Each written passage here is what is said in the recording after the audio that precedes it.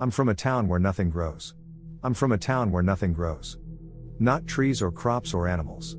There are no farms that border the outskirts, and the yards are plastered in fake grass because the dirt is completely barren. Even dandelions, who often make their homes in cracks and concrete jungles, can't take root here. The rivers don't flow and the lakes stand stagnant, and if I ever saw an animal, either domestic or wild, I might just have a heart attack. If you were to go back in time 10, 20, 100 years, you wouldn't be able to spot a single difference. The same businesses line the single street that makes up the entirety of downtown, and the same families live in the same houses they always have. No one ever comes and no one ever leaves.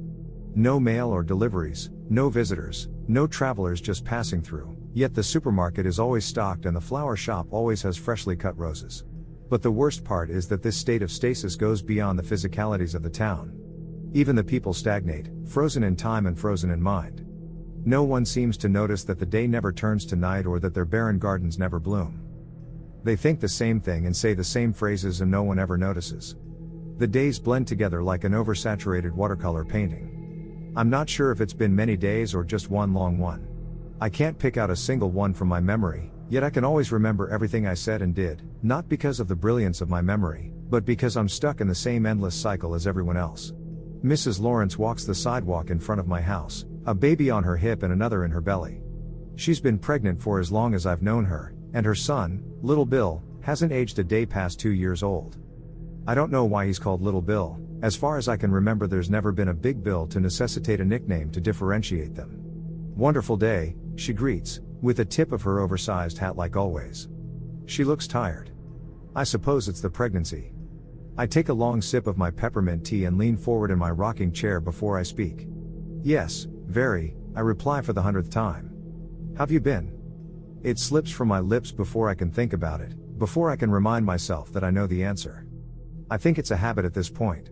"Oh, this pregnancy will be the death of me," she gives me a mirthful smile that barely hides her exhaustion, the same smile she gives me every day. She should be here any day now, thank the Lord. Honestly, I think I'd be more surprised if any day now ever came. I can't remember when or how I got here, and when I think about it, my head hurts. For all I know, I could have always been here. Maybe I am wrong to question everything. After all, no one seems concerned but me. Maybe this is all there is. I think that's what scares me the most. But I found this phone. I don't know how I know what it is, I've never seen one before, I don't think, but I found it hidden in a box under my floorboards with a note that said to pay attention, and ever since I did I noticed that this is a town where nothing ever grows. I don't know why I never noticed it before, but as soon as you look, it hits you all at once. And once you see it, you can't stay. I tried to leave. I walked and walked until my feet bled, until my body gave out and I fell to the hot sand and cried. I've walked the entire perimeter, crossed every bridge and traveled every road, but you can only get so far until I sit in the old rocking chair on my porch, the same one that's always been there.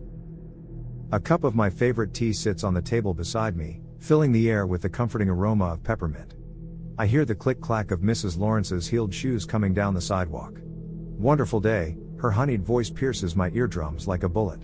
I clutch my teacup, feeling the hot ceramic burning my flesh. "Yes, very," I hear myself reply. She offers me a small smile as she continues on her way. Her back is to me when my mouth opens. The words fall out sounding hurried and frantic. "Don't you ever try to leave?" Her light footsteps stop, and she stands still for a moment, so long that I think maybe she didn't hear me. When she looks at me over her shoulder, her eyes are cold and distant, her perfectly painted lips are pulled into a tight line. "Every damn day.